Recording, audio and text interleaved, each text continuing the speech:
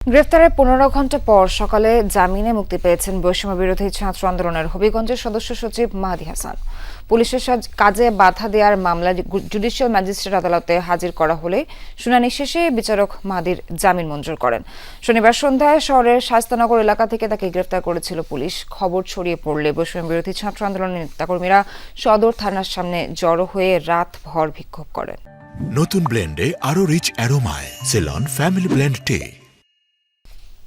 আমাদের এখানে ১৭ জন শহীদ হয়েছে এবং হবিগঞ্জে যেখানে সবচেয়ে ক্রুশাল ইম্পর্টেন্ট আন্দোলন হয়েছে এটা হবিগঞ্জ এদের মাঝে একটা।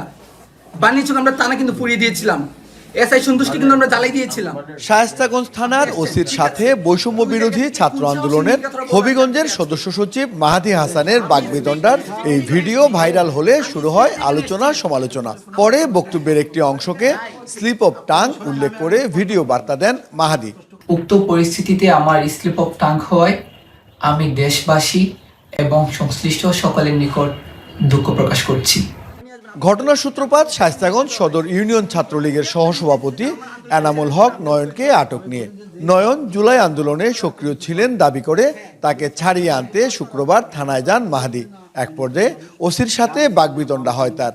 ভিডিও ভাইরালের পর পুলিশের কাজে বাধা দেওয়ার অভিযোগে মামলা হয় মাহাদীর বিরুদ্ধে। শনিবার সন্ধ্যায় তাকে গ্রেফতার করে সদর থানা পুলিশ। খবর ছড়িয়ে পড়লে বৈষম্য বিরোধী ছাত্র আন্দোলনের নেতাকর্মীরা সদর থানার সামনে জড়ো হয়ে রাতভর বিক্ষোভ করেন। পরিস্থিতি নিয়ন্ত্রণে মোতায়েন করা হয় সেনাবাহিনী। রোববার সকালে মাহাদীকে জুডিশিয়াল ম্যাজিস্ট্রেট আদালতে হাজির করে পুলিশ। শুনানি শেষে তার জামিন মঞ্জুর করেন বিচারক।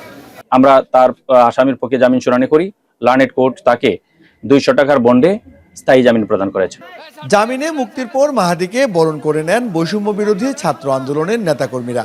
জামিন হয় সন্তুষ্টি জানান তারা। যারা জুলাইকে মুছে ফেলার পরিকল্পনা করেছিল তাদেরকে আঙ্গুল দিয়ে আমরা দেখিয়ে দেব জুলাই মুছে ফেলা এত সহজ না। সর্বস্তরের ছাত্র জনতা যেভাবে আমার পাশে দাঁড়িয়েছেন, জুলাইয়ের পাশে দাঁড়িয়েছিলেন, আমি সবার প্রতি কৃতজ্ঞতা প্রকাশ করছি। আমি এই ঋণ কখন শোধ করতে পারবো না। এদিকে শনিবার দুপুরে মাহাদীকে কারণ দর্শানোর নোটিশ দেয় বৈষম্য বিরোধী ছাত্র আন্দোলন কেন্দ্রীয় কমিটি। সুস্পষ্ট ব্যাখ্যা দেওয়ার পাশাপাশি তার বিরুদ্ধে কেন স্থায়ী সাংগঠনিক ব্যবস্থা গ্রহণ করা হবে না সে বিষয়ে 24 ঘন্টার মধ্যে লিখিত জবাব দেওয়ার নির্দেশ দেওয়া হয়। নোটিশে আরও উল্লেখ করা হয়, পরবর্তী সিদ্ধান্ত না হওয়া পর্যন্ত মাহাদী হাসান সংগঠনের কোনো ধরনের কার্যক্রমে অংশ নিতে পারবেন না।